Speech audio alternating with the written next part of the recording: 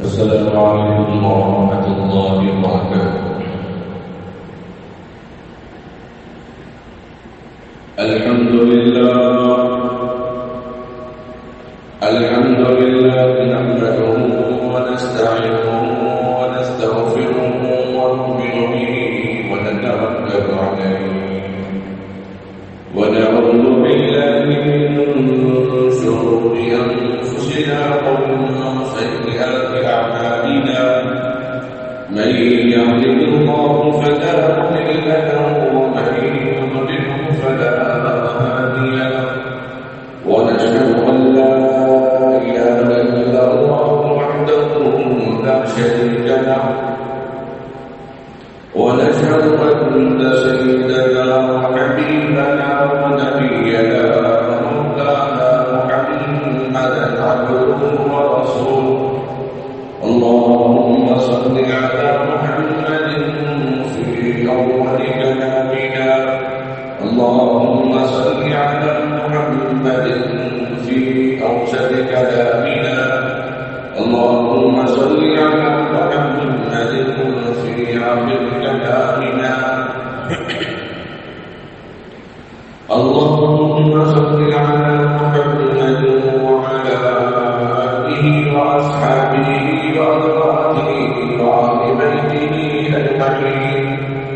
أما بعد فأعوذ بالله من الشيطان الرجيم. بسم الله الرحمن الرحيم. والعصر إن الإنسان لفي خسر إلا الذين آمنوا وعملوا الصالحات وتواصوا بالحق وتواصوا بالصبر. وقال الله تبارك وتعالى في القرآن العظيم: وإن تعدوا نعمة الله لا تحصوها. أما بعد فقد قال النبي صلى الله عليه وسلم: كن في الدنيا كأنك غريب أو عابر سبيل. صدق الله مولانا العظيم وصدق رسوله النبي الكريم. نحن على ذلك من الشاهدين من الشاكرين والحمد لله رب العالمين.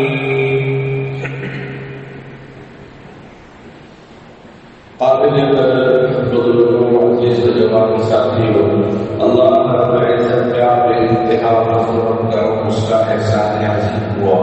اللہ تبارک و تعالی نے مجھے اور آپ کو مبارک موقع، مبارک دین، مبارک جگہ، مبارک لوگوں کے درمیان بیٹھنے کی سعادت و رحمت فرمائی. اللہ کا فضل اگر نہ ہوتا تو نہ معلوم ہم کہاں کس بتوں کے سامنے بیٹھ کے پوجا کرتے. اللہ کا فضل نہ ہوتا تو نہ معلوم کسی گمنام زندگی میں وقت گزار لیتے. اللہ کا فضل نہ ہوتا تو نہ معلوم ایمان کی دولت سے ہم محروم ہو جاتے.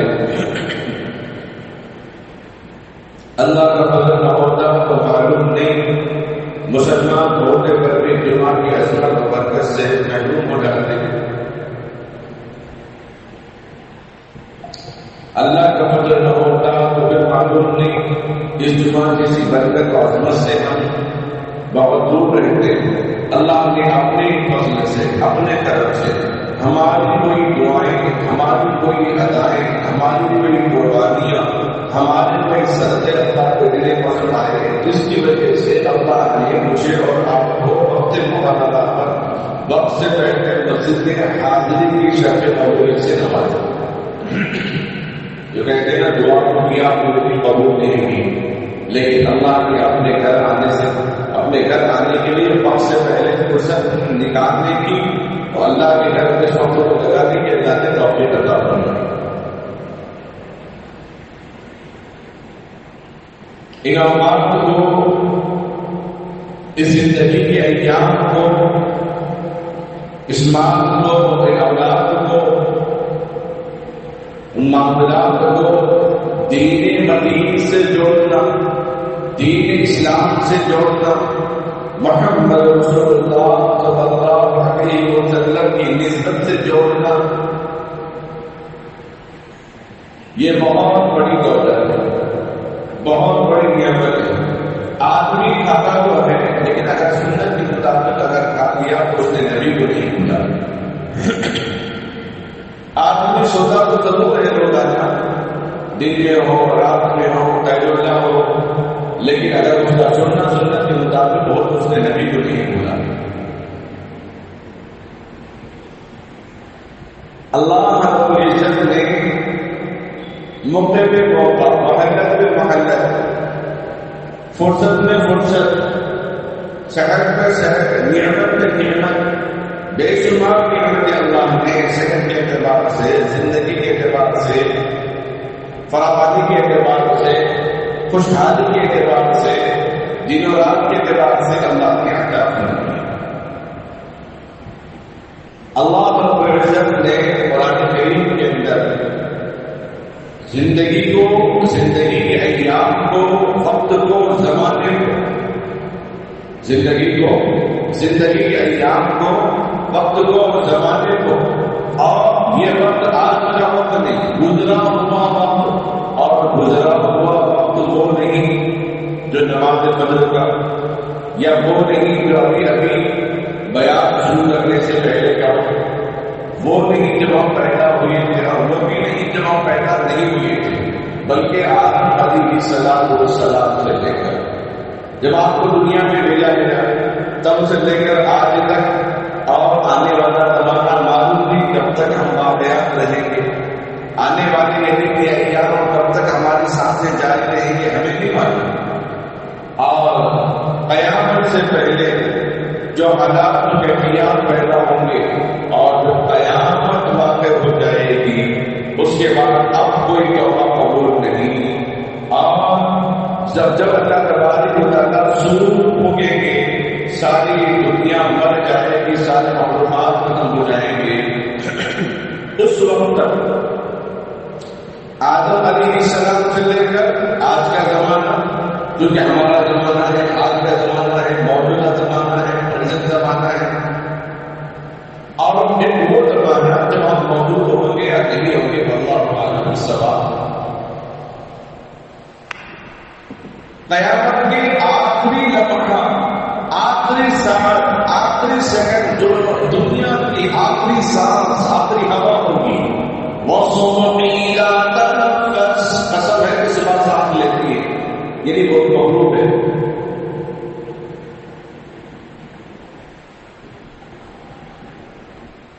وہ آخری ساتھ گزرے ہوئے زمانے کو، حال کے زمانے کو، آنے والے زمانے کو، سارے صدیوں کو، سارے زمانوں کو، آدم علیہ السلام سے لے کر آقا مدنی محمد رسول اللہ صلی اللہ علیہ وسلم تک، اور عیسیٰ علیہ السلام سے پہلے امام مہدی آنے تک، پھر وہاں سے قیامت کے آخری گھڑی تک، اللہ نے اس سارے وقت کو ایک جملے کے اندر پرو دیا، ایک جملے کے اندر پیکس کر دیا، ایک جملے میں فٹ کر دیا، ایک جملے میں محفوظ کر دیا قرآن کریم کے اندر۔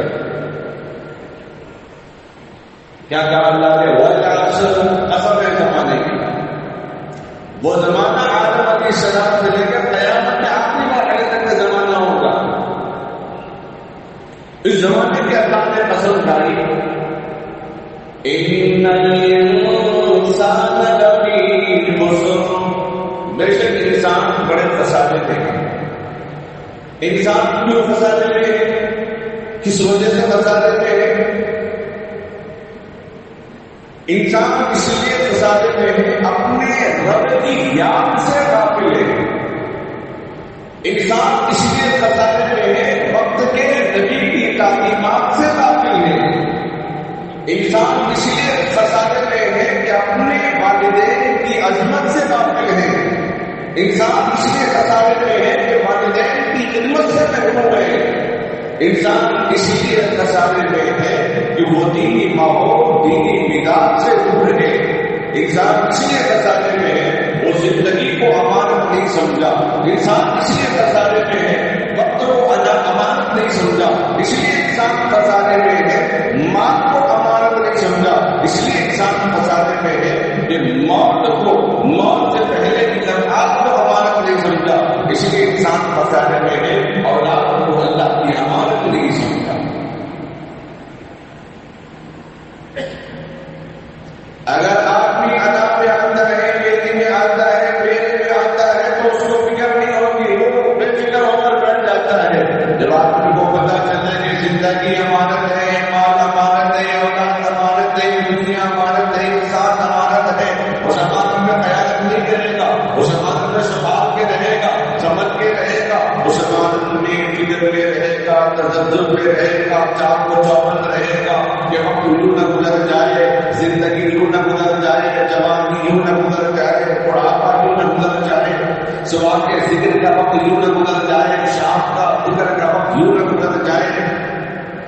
مال آئے تو اس کے بارے میں فکر کرے گا کہ مال کس طرح ضائع نہ ہو جائے، جس کو قرآن نے کہا کہ یہ شیاطین کے بھائی ہیں، ان المبذرین کانوا اخوان الشیاطین،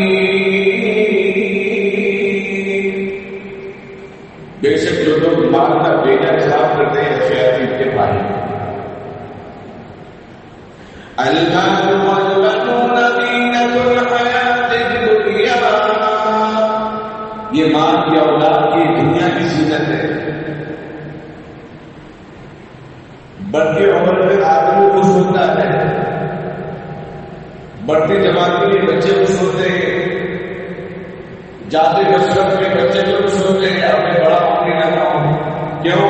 بچے بچپن میں بھی کام کرنے کے لیے آتے ہیں تو بڑے کہتے ہیں ابھی تو پیچھے ہو، ابھی تو بچے پھر کیا ہو، پہلے آگے بچے چھوٹے سامنے سب میں بیٹھ گئے تھے، لڑکے کو پیچھے کرتے ہیں تو بچوں کے دل میں آتا ہے کہ ہم کا بڑے ہو گئے، ہم کا پہلے سب میں آئیں گے۔ جب پہلے سب میں آنے کی عمر ہوگی تو مصروف ہوگی تو دیر سے آگے۔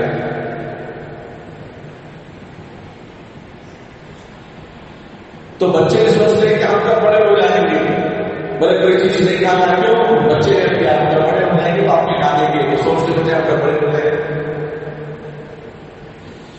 جب بچے بڑے ہو جاتے ہیں تو کبھی آپ کو تجربہ نہیں کہ تجربہ آئے گا تو بولنا، آپ کمیٹی کے ممبر نہیں بن سکتے، ابھی آپ کو تجربہ نہیں ہے، ابھی آپ بچے ہیں، ابھی آپ جوان ہیں، تو وہ سوچتا ہے کہ میں جب 40 سال کا ہو جاؤں گا۔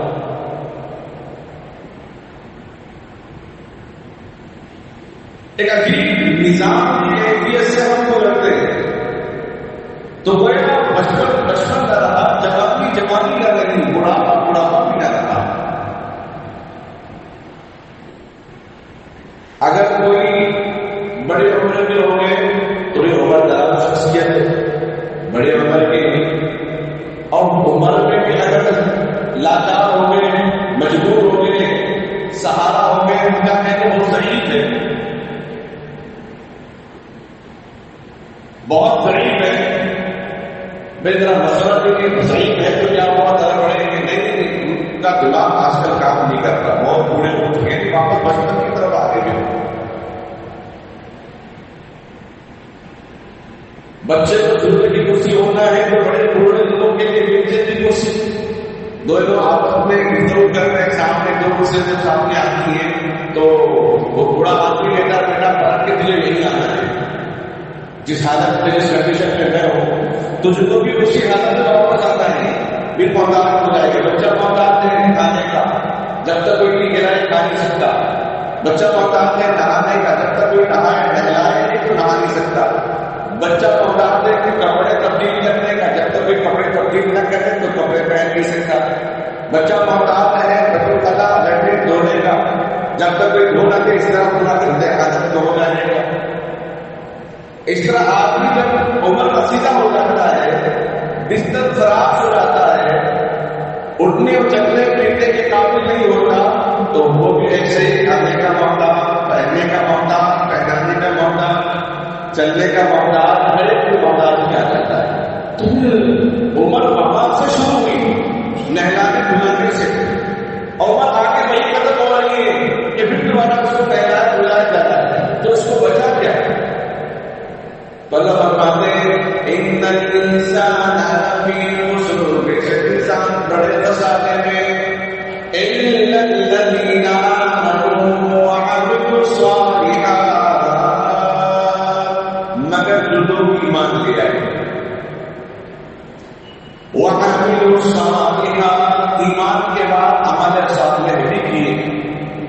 ایمان لانے والے پورے جمعہ کے وقت پر میں نہیں آتے، عمل کرنے والے وقت پر میں آتے ہیں۔ ایمان لانے والے پورے 5 وقت نماز نہیں پڑھتے، عمل کرنے والے 5 وقت نماز پڑھتے، تہجد اور کی شراب 4 کی نمازیں پڑھ لیتے ہیں۔ اس لیے ایمان کے ساتھ عمل کے ساتھ کا ذکر کیا، خالی عمل نہیں کیا۔ إِلَّا الَّذِينَ آمَنُوا وَعَمِلُوا الصَّالِحَاتِ، ایمان لے آئے اور عمل صالح کیے، یعنی اس کی تفسیر کو اللہ تعالیٰ بیان کرنا ہے۔ ثُمَّ رَدَدْنَاهُ أَسْفَلَ سَافِلِينَ إِلَّا الَّذِينَ آمَنُوا وَعَمِلُوا الصَّالِحَاتِ فَلَهُمْ أَجْرٌ غَيْرُ مَمْنُونٍ۔ دنیا کی وہ ہر چیز جب اس کا ایکسپائر ختم ہونے کو ہوتا ہے، انسان اس کے چیزوں کو کہیں نہ کہیں استعمال میں لاتا ہے۔ جانور کی ہڈیاں، درخت جب یہ کمزور ہو جائے اور اس کی ختم ہو جائے یا نیچے گر جائے تو دروازوں کی شکل میں، کرسیوں بیچ کی شکل میں انسان استعمال کرتا ہے۔ ہڈیوں کو آج نئے نئے طریقے پر دوائی بنا رہے ہیں، ہڈیوں سے دانے اور کنگھی بنائے جا رہے ہیں، انگوٹیاں بنائے جا رہے ہیں، بٹن بنائے جا رہے ہیں، کینڈی بنائی جا رہی ہے، چربی سے تیل بنایا جا رہا ہے۔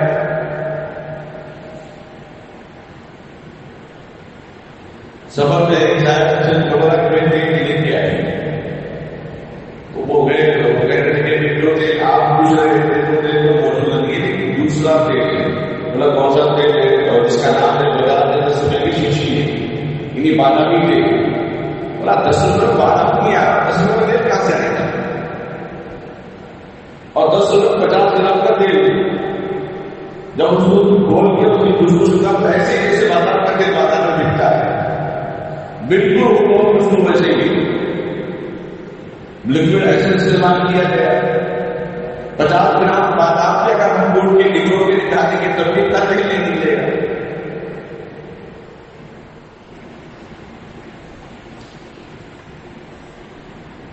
ہوٹلوں میں اور دیگر مقامات میں جو تیل استعمال کیا جاتا ہے، معلوم ہوا ہم لوگوں کے شواہد کے ساتھ، گواہی کے ساتھ، پروف کے ساتھ ان کو جو تیل ملتا ہے 40 روپے فی کلو تیل ملتا ہے، 50 روپے فی کلو تیل ملتا ہے، اور دودھ 20 روپے لیٹر مل جاتا ہے۔ ان کو پتا نہیں کہاں سے آتا ہے، کیسے آتا ہے، وہ علاقہ مجھے نہیں معلوم جہاں پر نسل حاصل ہو رہا ہے۔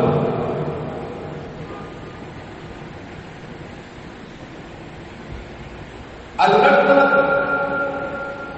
جانور اور جتنی چیزیں جو ناکارہ ہوتی ہے اس کو انسان استعمال میں لاتا ہے، لیکن جب انسان تھوڑا ہوتا ہے تو اس کی ہڈیاں کس کام کی ہوتی ہے؟ جب انسان تھوڑا ہو جاتا ہے، ناکارہ ہو جاتا ہے، تو اس کو انسان کسی چیز کے استعمال نہیں کرتا۔ ہاں بات لوگ کر رہے ہوں گے،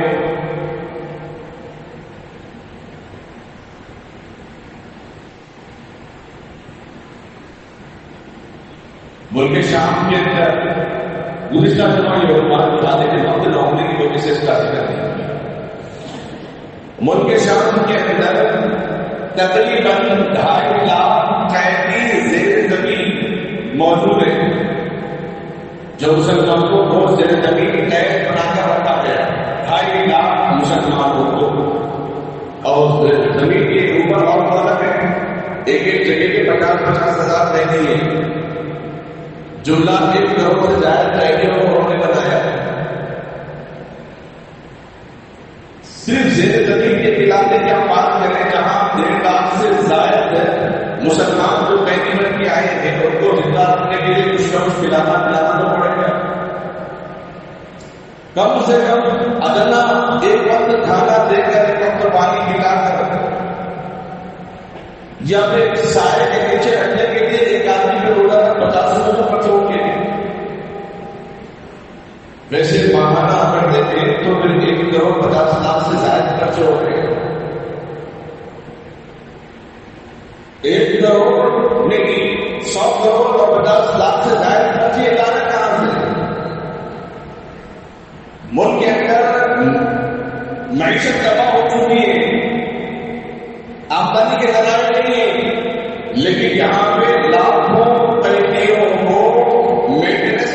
مشکل نہیں ہونے کی. جو لوگ جو آزاد ہیں وہ زندگی گزارنا مشکل ہے، جو قیدی ہیں وہ تو آسانی کے ساتھ زندگی گزار رہے ہیں. آپ دیکھ رہے ہوں گے اپنے سرکت میں جو مالدار لوگ ہیں وہ سال 2 سال میں مرتبہ یورپ کے ممالک کا سفر کر کے فوٹ کی تبدیلی سرجری کرانا ہے، اسی کی تبدیلی کرنا ہے. کمزوری آ گئے تو پہلے وہاں جا کے علاج کروانا ہے، گردے خراب ہو گئے تو وہاں تبدیل کر کے آنا ہے، آنکھیں خراب ہو گئے تو جا کے تبدیل کر کے آنا ہے، دل تبدیل کر لینا ہے، گلی بھی تبدیل کر لینا ہے، بلا بلا بلا بلا بلا. یہ ساری چیزیں جو مسلمان ممالک میں لڑائی لگوا کر مسلمانوں کو قید کر کے اور ان کو قید خانے میں رکھ کے پلا پلا کے ان کو ان کے گردوں کو نکالا جا رہا ہے. اور سرکٹ ہو رہی ہے، ملک شام کے اندر یہ باتیں ہو چکا ہے. جب قید خانے تلاش کیے گئے تو وہاں پر بہت سینکڑوں کی تعداد میں لاشیں پڑی ہوئی ہے، جن کے سینے چیزیں ہوئی ہیں، کڈنیاں غائب ہے، دل غائب ہے، آنکھیں غائب ہے، کلیجے غائب ہے. سور کی چربی سے چلتی ہوئی غذا کھائیں گے اور یورپ کے علاقے کے لوگ ایسی زندگی گزاریں گے اور پیسے سے مسلمانوں کو پہلے بنائیں گے. جب ان کو ضرورت پڑی دل کی، یہ ان کو ضرورت پڑی کڈنی کی، تو مسلمان دوسری ممالکوں میں ڈالیں گے اور ان کے جسم کے آدھار نکلوائیں گے. اس لیے کسی کے جسم کے آدھار بڑے مضبوط ہو گئے مسلمانوں کے لیے حالات کرتے ہیں. لاہور کے اندر آپ نے سو جہاز کو لے لیا ہوگا، مسلمانوں کو بدنام کرنے کی کوشش کی گئی، لیکن جو خون جن دماغ کے خون چڑھایا جا رہا تھا، ڈاکٹروں نے کہا کہ مسلمان میں خون لگے گی، ان کے اندر بہت پیدا ہے. بہت سے مسلمان نوجوانوں نے بغیر کسی مذہب ملت کے اپنے خون کو دے کر کئی سینکڑوں لوگوں کی جان بچائی. سوریا پیٹ کے اندر بھی میرے سامنے یہ واقعہ بیٹھا ہے مسلم لوگ ہیں کہ مسلمان خون کے اندر جو وہ میڈیا والوں نے سنا ہے، اگر غیر مسلم پڑھیں گے تو وہ بھی مسلمانوں کو معلوم کریں گے اور آپ کے مطابق زندگی بناتے ہیں. بولے کہ یہ زندگی بہتر ہے، جس کے خون کے اندر بھی طاقت ہے تو وہ کون سا دین ہوگا؟ جو دین ظاہر کی حفاظت کرتا ہو، جو دین باطن کی حفاظت کرتا ہو، وہی اسلام ہے. تو روس کے علاقے کے اندر ملک شام کے مسلمان بچوں اور نوجوانوں ماں بہنوں کے جسم کے آدھار جو ہے اس پر ہو رہے ہیں. یہ تبدیلی دور ہے. میں اپنے کر رہا تھا لقد خلقنا الانسان فی احسن تقویم. یہ جب انسان پورا ہو جاتا ہے تو اس کی ہڈیاں کس کام کی، لیکن اللہ رب العزت نے اور آپ کریم سے نبی علیہ السلام و سلام کے ذریعے سے امت کو بتا دیا آدمی جتنا بڑا ہوتا ہے اس کا مقام اتنا بڑا ہوتا ہے.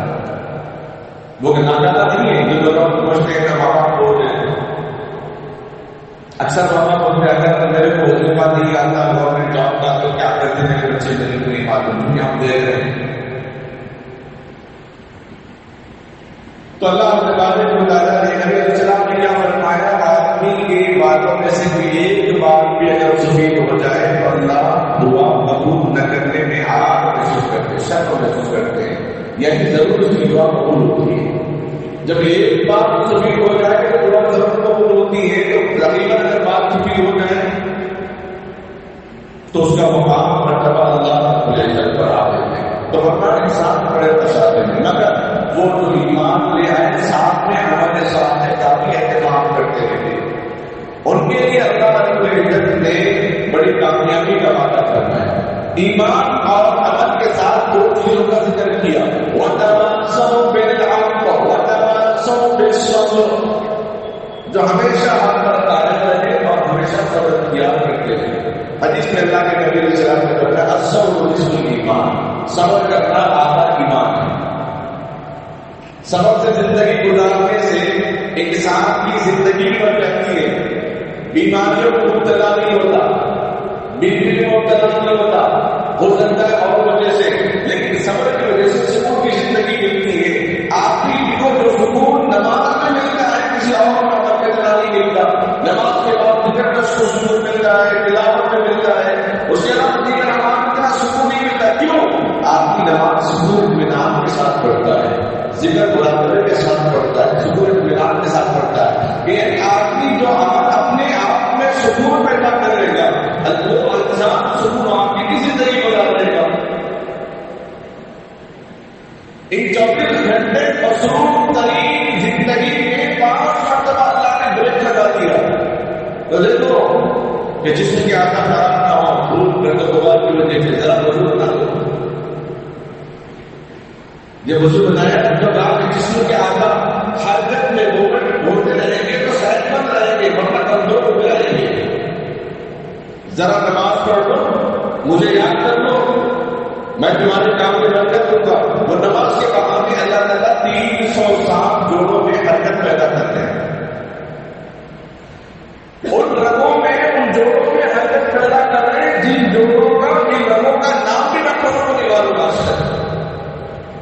ان کی نظروں سے بھی ہو جائے۔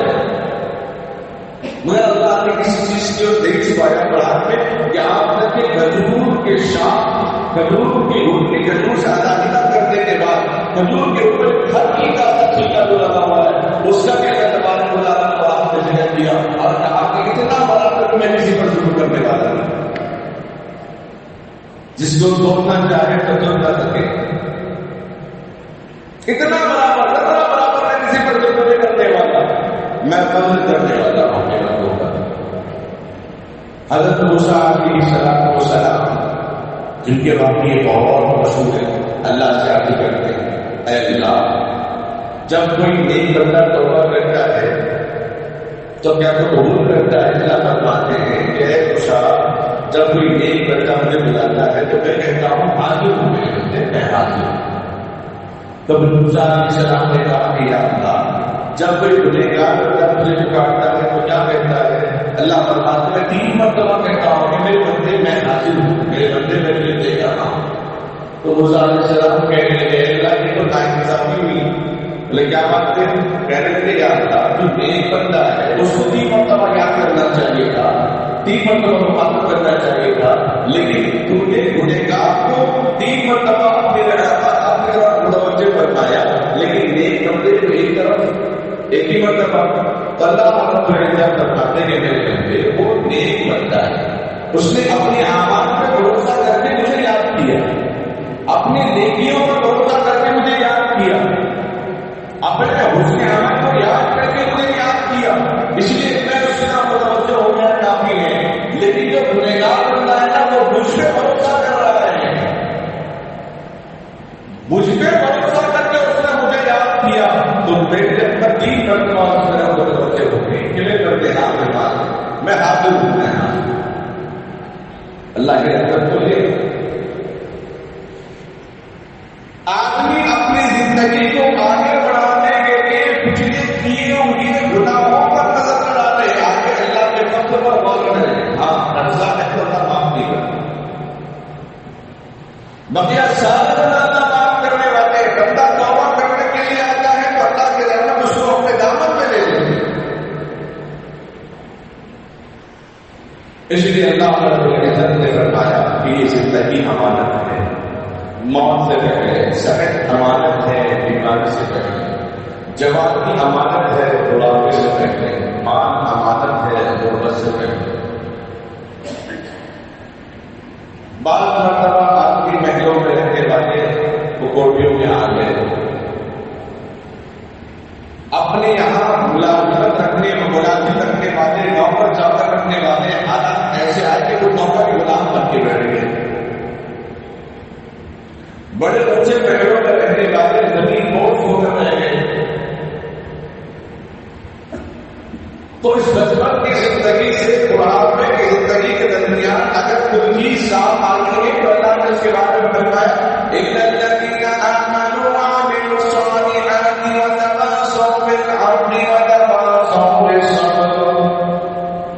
ایمان اور عمل صالح اور حق پر قائم رہنا، صبر کے ساتھ زندگی اختیار کرنا، انہی چیزوں کو اللہ تبارک و تعالیٰ نے بیان فرمایا۔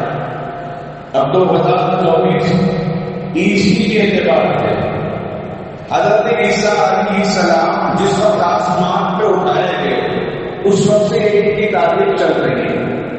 عیسیٰ علیہ السلام ہمارے بھی نبی، آپ کے بھی نبی، سب کے نبی ہیں، لیکن شریعت اب باقی نہیں۔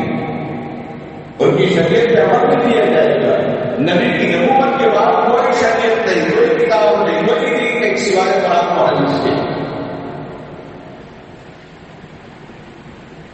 اگر کسی نے ہیپی میرج میں کہا کسی کو مبارکباد دینے کے لیے، کیونکہ مستقل سفر کرتا ہے کبھی کی بات اس بات اچھا کر رہا تھا. ایک شاعر آئے اور اردو والے نے جو کام کر رہے ہیں ان کو اس طرح سے مبارکباد دے رہے ہیں، تو وہ پریشان ہوتے ہوئے مسلمان کو مبارکباد نہیں دے رہے ہمارے لیے. تو مسلمان صاحب بڑے طرح سے بول رہے ہیں ہم میں جمہوری نظام میں ایسا کچھ نہیں ہے، بڑا مبارکباد ہم دے رہے ہیں. اب ان سے اللہ کے طرف روکنا تو گناہ چیز نہیں ہے، لیکن اوپر کو آتا ہم ضرور کر سکتے اس معاملے سے. تو کہہ رہے ہیں کہ خدا کا بیٹا پیدا ہونا مبارک ہو اور مسلمان کا باقی رہے. اگر کسی نے کسی کو مبارکباد دی ہے تو آج موقع کر لے اللہ کو کرنے والا کام میں گا تو نکل گیا تمہارے سے. اور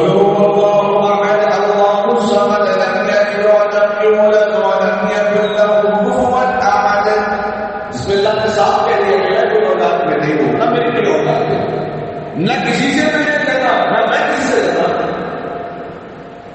اگر کوئی توحید کی ذات پوری کرتا ہے تو مسلمان باقی نہیں. اب اس میں اللہ کے نبی صلی اللہ علیہ وسلم نے فرمایا صبح کو بھیجا مجھے کافی ہو جائے گا، یا پھر شام کو سو جائے تو پورن کی عادت میں سو جائے گا. یہی الفاظ کی وجہ سے، انہی عقائد کی وجہ سے، انہی باتوں کی وجہ سے محبت میں آ کے بولتے خدا ہے، محبت میں آ کے ایمان کا سودا کر لیے. خدا ان چیزوں سے بچنے کی ضرورت ہے. ہمیں کیا کرنے سے کوئی سروکار کی منع نہیں، جس طرح تصویر گھر پہ لگانا گناہ ہے، لیکن وقت اور حالات مجبوری بھی ہے جیل میں ہم گاندھی کو رکھ کے نماز پڑھتے ہیں. شریعت اس کی اجازت کی تجھے لگتا رکھے گا. اسی طرح تجھے اس وقت تعلیم کی حفاظت کے لیے ہجری اور اس تعلیم کا عمل کرنا، اور ہجری بھی جو زیادہ عمل کرنا اس کو زیادہ ثواب ملے گا. تعلیم کی حفاظت کرنا، اس کو استعمال کرنا منع نہیں ہے، 2025 سے رکھنا منع نہیں ہے، لیکن ایک 2025 کو جتنی ترجیح لوگ دے رہے ہیں، خصوصاً ہمارے نوجوان ایک ایک بات کر کھانے کا اہتمام جو یہ تھے اور آگے بھی کرنے والے ہیں، ان چیزوں سے بچنے کی ضرورت ہے. عمل کو طریقے کو اپنانے کی اجازت نہیں دی، تعلیم محفوظ کرنے کی اجازت ہے، جس کو مورٹی کے تعلیم پیدا کرتی تھی. لیکن اس موقع پر جشن منانا نہ محرموں کے حرام کے اندر جشن منانے کی اجازت ہے. جب مذہب اسلام میں نیا سال ماہ محرم آئے تو جشن منانے کی اجازت نہیں ہے، تو جب نبی کے نئے سال کے بعد میں جشن منانے کی اجازت کہاں سے؟ اسی لیے خدا کا فکر کریں، خدا کا فکر کریں، وقت کو غنیمت جانتے اس بات کو غور سے سنیں اور فکر پیدا کریں اپنے نوجوانوں کے اندر کہ ہماری اولاد کہاں جا رہی ہے، ہماری اولاد کو ہماری نصیحتیں اچھی کیوں نہیں لگتی، ہماری اولاد کو ہمیں اچھا کیوں نہیں لگتا. اس لیے کہ آپ نے اپنی اولاد کو عیسائیت کے حوالے کر دیا ہے، تو عیسائیت کی گود میں ہم نے حوالے کر دیا ہے، تمہارا بچہ ہے، تمہارا یونیفارم پہنے گا، تمہارا سایہ بنائے گا، کٹنگ بھی وہی، سینٹ بھی وہی، فٹنگ بھی وہی، انشٹ بھی وہی، پینسٹ بھی وہی، سب فٹنگ آپ کی، اور ذہن ہمارا کیسے ہوگا؟ پیدا ہونے سے لے کر تعلیمی فراغت تک، ڈگری مکمل ہونے تک، اور عیسائیوں اور یہودیوں کے گود میں پڑھنے والے بچے بڑے ہونے کے بعد ماں باپ کے کیسے بنے گے؟ ہاں اس درمیان میں روزانہ دین کا ماحول گھر میں پیدا کرتے رہے تو ضرور بچے کو اسکول میں پڑھتے ہوں گے، لیکن بچے مسلمان بن کے زندگی گزار لیں گے. ان چیزوں میں ہم کنٹرول بھی نہیں کر سکتے، کیونکہ فون کی وجہ سے بچے اندر بہت چکے ہیں، اور ہم کہتے ہیں میرے کو چلانا نہیں آتا، بچے کو فاسٹ ہے، آخرت ہے، ہونا بھی چاہیے، لیکن ماں باپ کی نگرانی کو ہونا چاہیے. فون استعمال کرے تو ماں باپ کی نگرانی میں، نیٹ استعمال کرے تو ماں باپ کی نگرانی میں، جو کچھ دے کرے تو ماں باپ کی نگرانی میں ہونا چاہیے. اگر ہماری نگرانی میں نہیں ہے تو گھر میں بھی یہودی ریچارج چل رہا ہے، گھر ان چیزوں سے اپنے آپ کو بچانا بہت ضروری ہے. اور جو زندگی ہماری بڑھ رہی ہے ابھی تک کوئی بڑھتی نہیں ہے، گھٹتی ہے. گیا وقت لحاظ آتا ہے، گیا وقت لحاظ آتا نہیں ہے. اس لیے وقت کی قدر کرنا سیکھیں اور صبر کے ساتھ دامن تھامے رکھیں اور صحت کا خاص خیال رکھنا. آدمی اگر صحت ہے تو پھر وہ نمازوں میں دیگر کاموں کے اندر اپنے وقت کو فارغ کر سکتا ہے. اگر صحت نہیں ہے ہر کام پہ سوچی آئے گی، کبھی کبھی جواب آئے گا نہیں میں ذرا آج بیٹھ کے پڑھ لیتا ہوں. بس بیمار ہے، حادثہ ہوا، پیر یا ہاتھ فریکچر ہو گیا، اس کو سجدہ کرنا مشکل ہے تو ٹھیک ہے، لیکن نہیں بس زیادہ کھانے کی وجہ سے واکنگ بھی نہیں کیا، صحت کو بھی نہیں بنایا، ورزش بھی نہیں کی، ایک دم جسم صاف نہیں دے رہا ہے تو ہوتا ہے کہ بیٹھے بیٹھے پڑھ لوں. گویا ایمان کے اندر کمزوری پیدا ہو رہی ہے. وہ اس کو سمجھتا ہے دین میں تو آسانی ہے، دین میں آسانی کس کے لیے روزہ دیکھنا ضروری ہے. یہ زندگی ہے پانی، یہ دنیا ہے آنے جانی، یہ زندگی ہے پانی، یہ دنیا ہے آنے جانی. رہے سدا اللہ کا نام، ہم رہے اللہ کا نام. یہ جوانی یہ بچپن باقی رہنے والا نہیں، یہ جوانی باقی رہنے والی نہیں. جوانی میں کمایا ہوا مال بھی باقی نہیں رہتا. بڑے ہوتے تمہارا اولاد ساتھ میں کب جائیداد میرے نام پڑھتے، کب ریٹائرمنٹ ہو جائے گا، پیسے تقسیم ہوتے. 90% اولاد کے انتظار میں جائیداد ہمارے نام پہ کب ہوتی. نہ بچپن ہمارا ہے، نہ جوانی ہماری، نہ جوانی میں کمایا ہوا مال ہمارا ہے، نہ بڑھاپے کی زندگی ہماری ہے. سب اللہ کی امانت ہے. اس لیے ہر کام، ہر مصیبت، ہر پریشانی میں یہ آیت قرآن کے پاک پڑھتے ہیں انا للہ و انا الیہ راجعون. بے شک جو چیز آئی ہے وہ اللہ کی طرف سے جو ہے کہ وہ اللہ کی طرف سے ہے. اس میں ہمارا آپ کا کوئی بھی لینا دینا نہیں. اس لیے قرآن پاک کی تعلیمات کا عمل کرنے کا ہم سب اہتمام کرتے رہیں.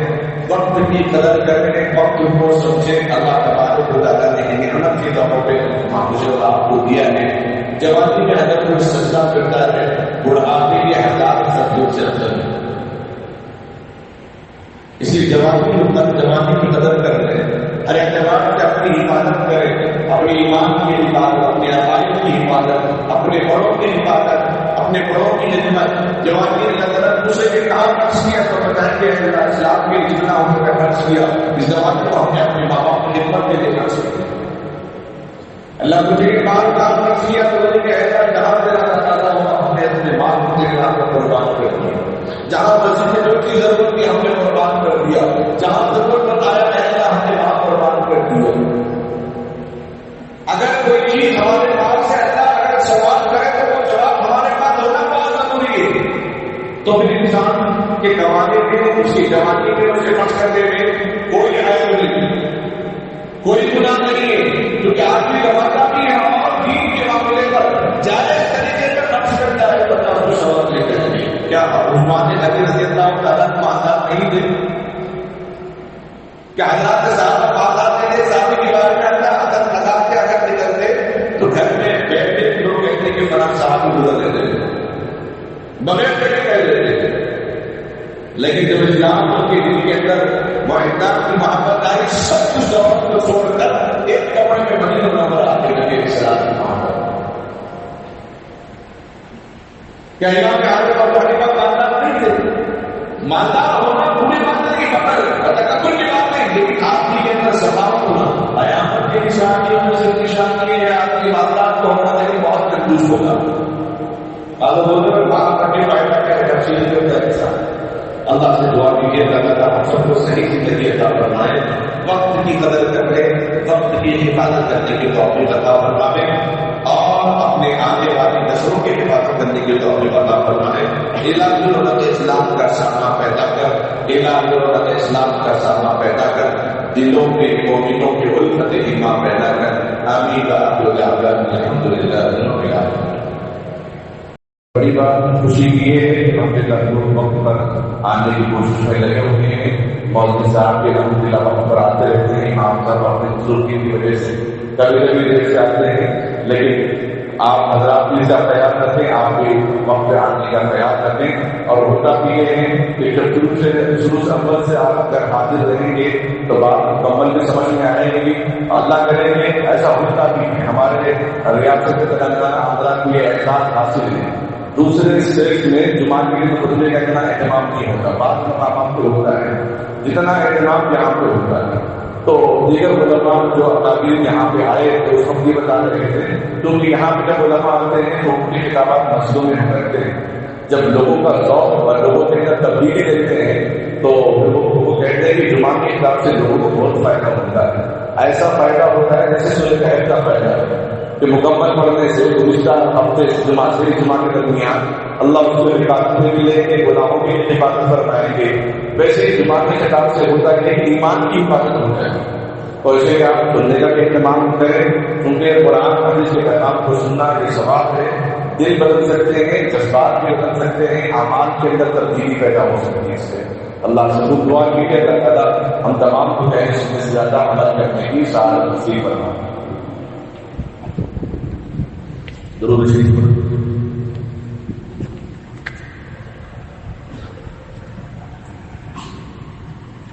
اسلام آئے ہیں قوم کے لیے، آپ گزارش ہے صحت کے لیے، مقام کے لیے، کاروبار کے لیے، جو نام پیش کیے نام بنا اللہ کو مسلم نے کامیابی عطا فرمائے، جو مرحومین کے نام لیے اور جن کے نام لینا رہ گیا تھا ان سب کے اللہ تعالیٰ معاذ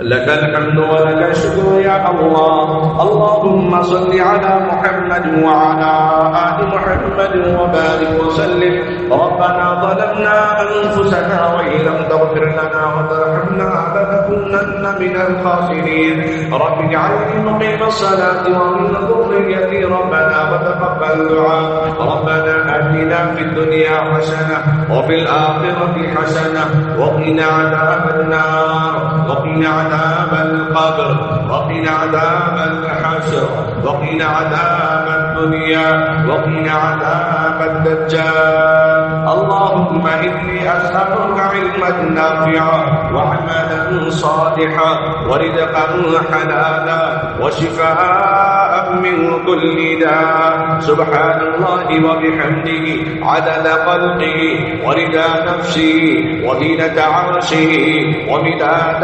كلماته هو الله الذي لا إله إلا هو الأول والآخر والظاهر والباطن وهو بكل شيء عليم اے اللہ ہم سب کے گناہوں کو معاف فرما، اے اللہ خطاؤں سے درگزر فرما، اے اللہ رحم کا، کرم کا، درگزر کا، چین کا، سکون کا، عافیت کا معاملہ فرما، اے اللہ گناہوں سے بچنے بچانے کی توفیق عطا فرما، اے اللہ اخلاص سے نیت عطا فرما، اخلاص سے کام کرنے والا بنا، تیری رضا کے لیے کام کرنے والا بنا، تیری رضا کے لیے اذان دینے والا، تیری رضا کے لیے نماز پڑھانے والا، تیری رضا کے لیے نماز پڑھنے والا، تیری رضا کے لیے اے اللہ عمل کرنے کی توفیق عطا فرما، اے اللہ ہمارے ہر جائز کام سے تو راضی ہو جا، اے اللہ ہر برے کام سے ہم سب کی حفاظت فرما، اے اللہ سارے انبیاء نے جو پیغام وحدانیت کا دیا تھا اس پیغام پر عمل کرنے والا بنا،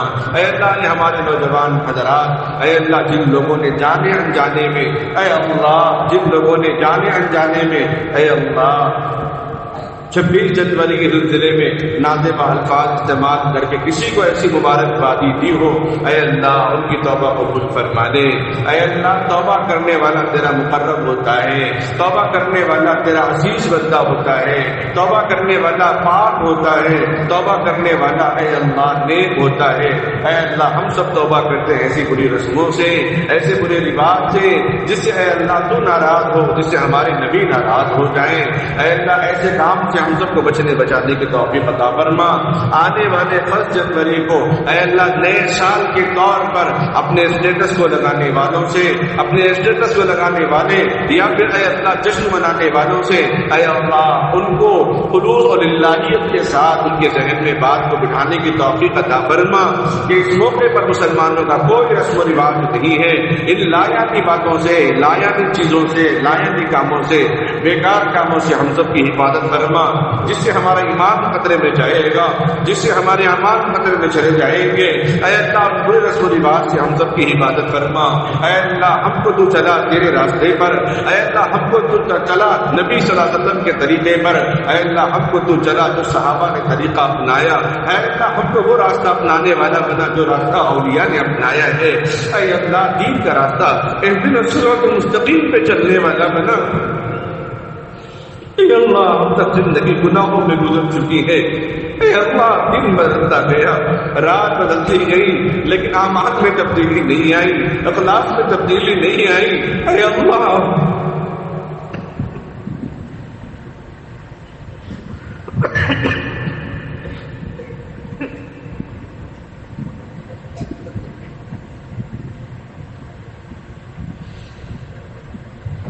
اے اللہ بدلتے دنوں میں، بدلتے سالوں میں، بدلتے کپڑوں میں اپنے دل کو بھی بدلنے کی توفیق عطا فرما، اپنے اعمال میں اضافہ کرنے والا بنا، اپنے ذکر میں اضافہ کرنے کی توفیق عطا فرما۔ اے اللہ قبر کی طرف ہماری منزلیں بڑھتی جا رہی ہیں، آخرت کی کوئی فکر نہیں ہے، دنیا کی رنگریلیوں میں دیکھ کر، دنیا کی مشغولیات میں رہ کر، فون کے پیچھے پڑے رہ کر اے اللہ ہم نے آخرت کو بھلا دیا، آخرت کی فکر کرنے کی توفیق عطا فرما، ایمان پر خاتمہ فرما، تمام عذاب و رسوائیوں سے حفاظت فرما۔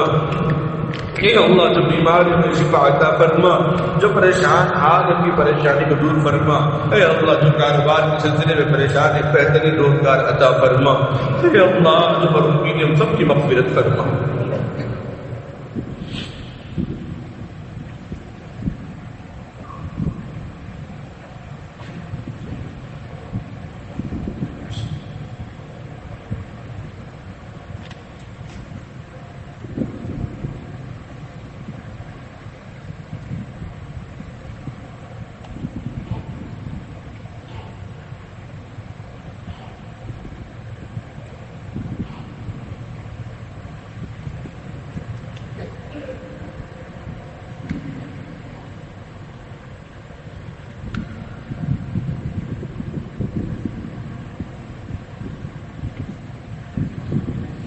اے اللہ اور بھی جن لوگوں نے ناموں لے لیے، اے اللہ درخواست کی کہ بل واسطہ یا بلا واسطہ نام بنام ہر ایک کو صحت و عافیت تندرستی عطا فرما۔ اے اللہ جو مرحومین ہیں جن کے نام آئے ہیں، جن کے نام آنے میں رہے، نام بنام ہر ایک کی مغفرت فرما، ہر ایک کے درجات کو بلند فرما۔ اے اللہ ہونے والے 50 سالہ جلسہ مدرسہ مدینۃ العلوم کی خدمات کو قبول فرما۔ اے اللہ جن لوگوں نے بھی تعلیم سے استفادہ کیا، علماء کے خطابات لیے، جن علماء نے، حفاظ نے، صلحاء نے، بزرگوں نے، اکابرین نے وہاں پر خدمت انجام کی ہے، ان کی خدمات کو قبول فرما۔ اے اللہ جن خدمات سے سینکڑوں حفاظ اے اللہ آج دنیا کے اندر چپے چپے علاقے میں خدمت انجام دے رہے ہیں، اے اللہ آج اس کے تربیتی پروگرام کو قبول فرما۔ اے اللہ اس پروگرام میں اور اس سے پہلے جن لوگوں نے بھی اے اللہ اس ادارے کی مدد کی، اے اللہ تعاون کو اپنایا ہے، مالی اعتبار سے، جانی اعتبار سے جن لوگوں نے بھی خدمت انجام دی ہے، ان سارے لوگوں کی خدمات کو قبول فرما۔ اے اللہ اس جلسے کو کامیاب بنا دے، اے اللہ امت کے اندر اے اللہ ایک جہتی کا ذریعہ بنا، امت کے اندر عافیت کا ذریعہ بنا، فتنوں سے حفاظت فرما، شرور سے حفاظت فرما۔ اے اللہ پائے تکمیل تک اے اللہ اس کو پہنچا دے، اور جتنے حضرات حاضرین ہونے والے ہیں، آنے والے ہیں، خطاب کرنے والے ہیں، ہر ایک کو صحت و عافیت کے ساتھ اپنی بشاشت کے ساتھ ان سے شرکت کی توفیق عطا فرما۔ اور جن لوگوں نے، جن نوجوانوں نے زمین پہ ہر اعتبار سے اسٹیج پہ جو کام کیا ہے دعوت ناموں میں، کتابوں میں، ان سب کی خدمات کو قبول فرما، اور جو تعاون کرنے والے ان سب کو اجر عظیم عطا فرما۔ اے اللہ اس مسجد میں بیٹھے ہوئے ہر ایک کے دل میں کوئی نہ کوئی تمنا ہے، آرزو ہے، اے اللہ ہم سب کے جائز ضرورتوں، تمناؤں، آرزو کو قبول منظور فرما۔ اے اللہ اس چھوٹی موٹی دعا دعا کو اپنے فضل و کرم سے نبی اکرم صلی اللہ علیہ وسلم کے صدقے طفیل قبول منظور فرما. وصلی اللہ تعالی علی خیر خلقہ محمد وعلی آلہ واصحابہ وازواجہ واہل بیتہ وذریاتہ اجمعین برحمتک یا ارحم الراحمین والحمد للہ رب العالمین.